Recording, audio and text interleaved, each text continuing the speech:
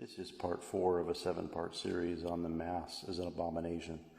In the first part, we discovered that the Mass is not merely symbols of the blood and body of Jesus Christ under the form of bread and wine, but the Catholics believe that it actually becomes the real flesh and blood, soul and divinity of Jesus Christ, and therefore they literally eat Jesus Christ, and it's necessary for our salvation.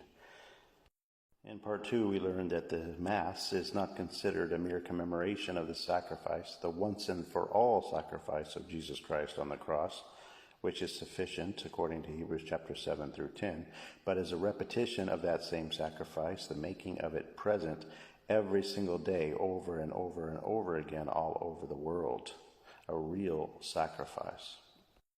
In part 3, we learned that according to Roman Catholic doctrine, infallible doctrine, only the Roman Catholic Church can train a Roman Catholic priest to say the magical words, and only he has the power to transform the bread and wine into the real soul, body, divinity, and blood of Jesus Christ, and that salvation is absolutely necessary for you to receive the benefit of the cross of Calvary through the Mass, and only the priest can provide that service for you.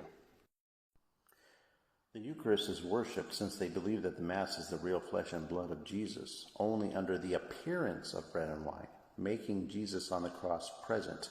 The Eucharist, or host, meaning victim, is therefore worshipped as Jesus Christ himself present among them. You'll see this piece of bread march down the street. You'll see people bowing down and worshiping it.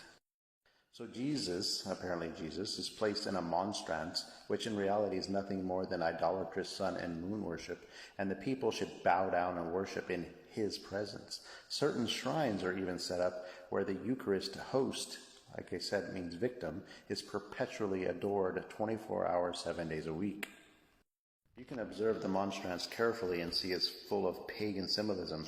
Basically, that round wafer is placed in a crescent moon and then surrounded by the rays of the sun.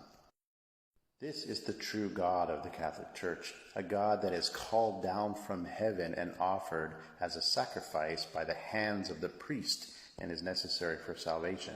This abomination is then worshipped and is the sum and height of all Catholic belief. That's not my words, but the words of the Church itself. In part 5, we'll learn that since the Mass is considered a real sacrifice, the repetition of sacrifice of Calvary, that it must be offered upon an altar, and that those altars must be consecrated with relics, which are usually pieces of flesh or bone from dead saints who apparently have miracles attributed to them.